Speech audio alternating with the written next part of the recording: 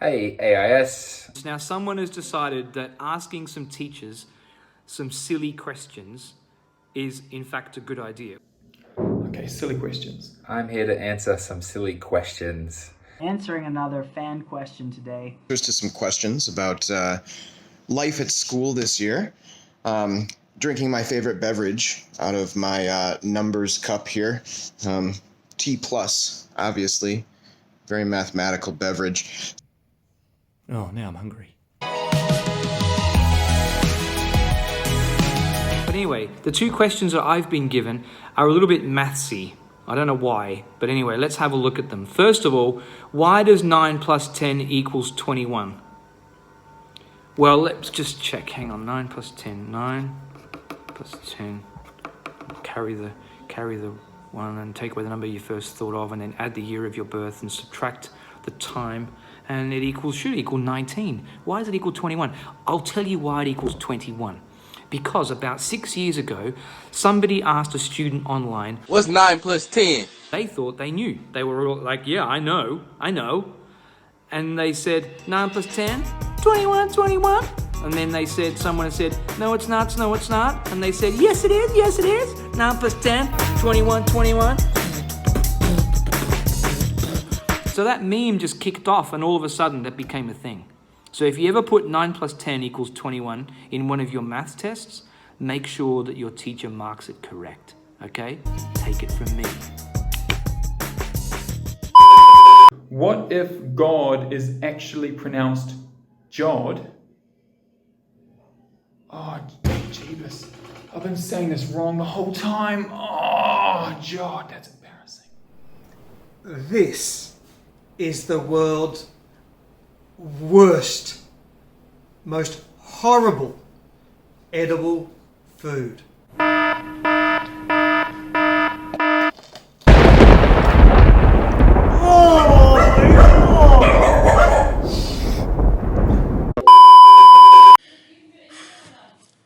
How much would woodchuck chuck if woodchuck could chuck wood?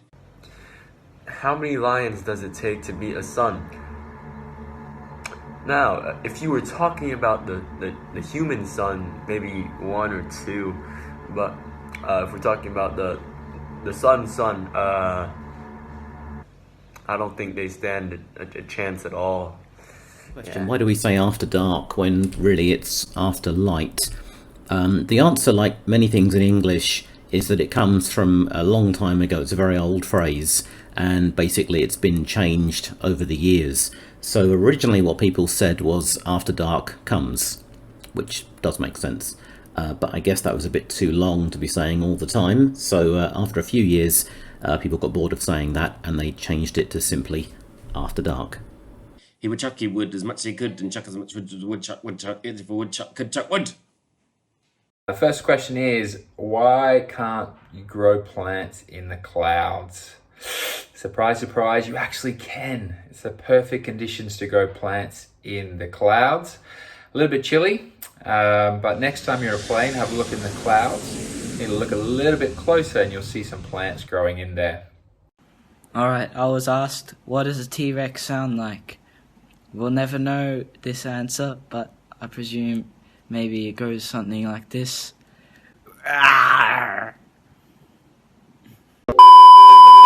The first question is, what is the worst excuse that I've heard for a student not turning in their homework?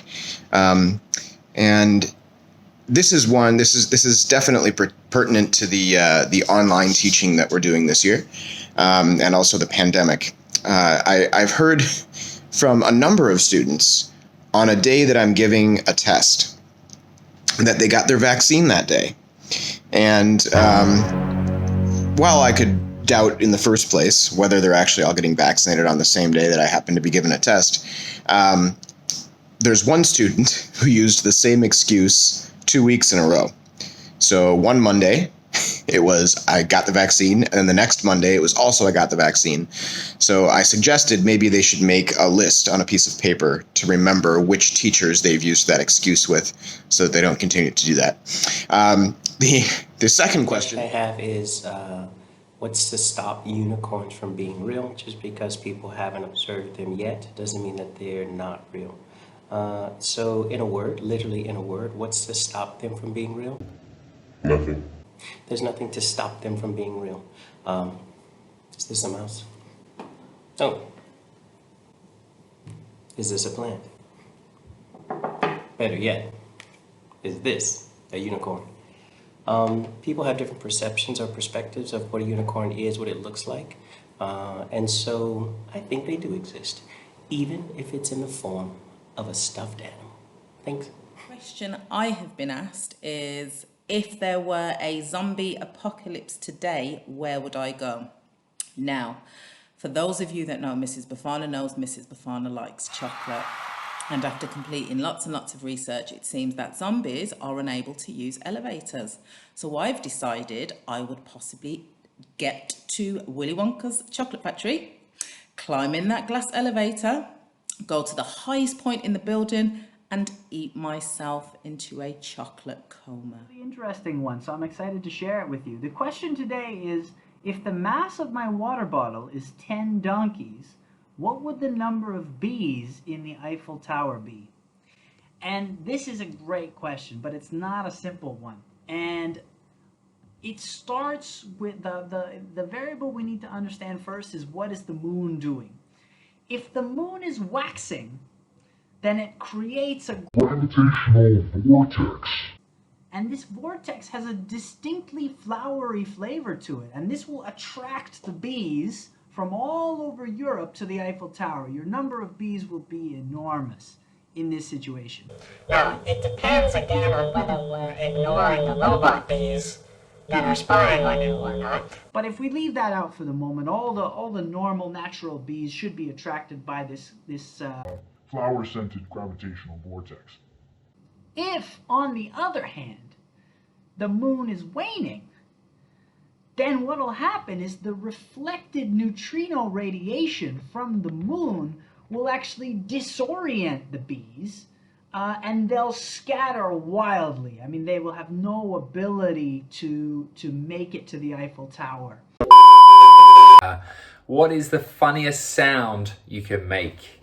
I've been blessed with the ability to make a sheep noise. Bleh. Bleh.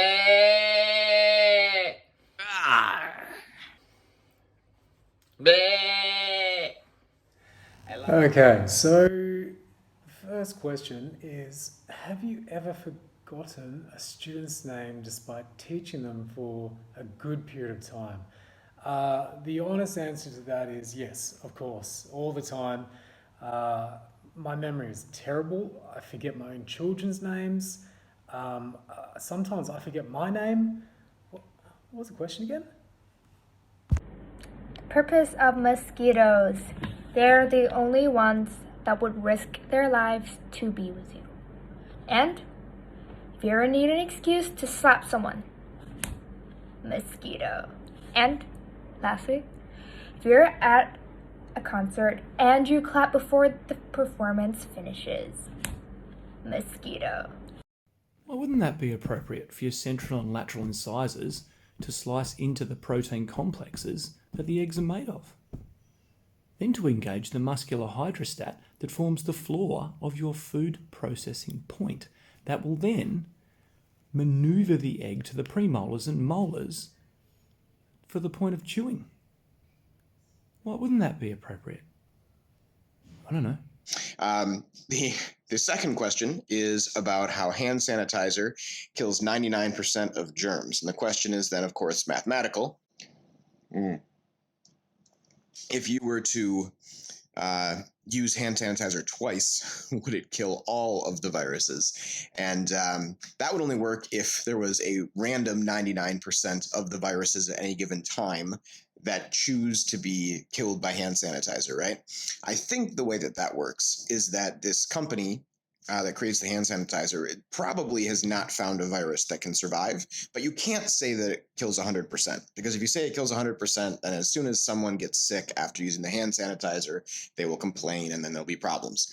So my guess is that it kills 100% of everything they've found. But I do kind of like this idea that there's 1% of viruses out there that are like super viruses, and they're impervious to the threat of hand sanitizer. And no matter how many times you use the hand sanitizer, that 1% will always survive. So that is my take on the 99% of viruses that are killed by hand sanitizer. Why is it that we call something cool when it's not really cold? Okay, good to see a science question. I feel a lot more comfortable answering this one, and hopefully we'll be a little bit more successful. It's all about enthalpy. So that is the sum of the internal energy of a thermodynamic system. So basically, being cool is hard, but staying cool is harder. Why is room temperature used as a measurement of warmth when not all rooms have the same temperature? Okay, generally room temperature refers to any room that is suitable for human occupancy. So within the pharmaceutical industry, there are specific values for room temperature. For example, in America, it's between 20 and 25 degrees Celsius, and in Europe and Asia, it's between 15 and 25 degrees Celsius. So why do we use it in science and in science investigations? We often use it as a control. So whenever we do an experiment where we are changing the temperature away from room temperature, we use this to test how any sort of manipulation of the temperature outside of our quote-unquote normal range is going to affect our dependent variable. Okay, hopefully that answers that. Why isn't 11 pronounced 1T1? I don't know. I mean, I kind of do. That is not NASA's problem. It's an English problem. And I don't mean English people, I mean the language. And you know where the language came from? The French. It's their problem. If you punch yourself and hurt yourself, are you strong or are you weak? I would say weak, because you've lost control to punch yourself. My question is, what if someone on Discord posted a picture of their chat being frozen and asked if the chat is dead or is it a bug, and then if we answer it, will he see it? And should we answer it because they might be tricking us? Well, the answer to that is, you should never reply to anyone and always leave everyone on scene. Because if you truly want to reply to them, they should call you. Now, cheese have holes. More cheese means more holes. More holes means less cheese. Does that mean more is less? What is the answer to that silly question? No, it's not, because less cheese isn't more because less can't be more, because less is not more, it's slower. Because they're two opposite things of each other. How can they coexist at the same time, right? Mm-hmm. And also, like cheese is it singular or plural? Has holes. More cheese means more holes. More holes means less cheese. So it's a weird paradox. Yeah? Two opposites at the same time. It's a relative concept. It's a relative concept. It's like more cheese means more cheese, and more holes means less cheese. But the more cheese is greater than the less cheese, or the holes in the cheese. So overall, more is less. I disagree. My answer would be no, more is not less, but less is definitely more.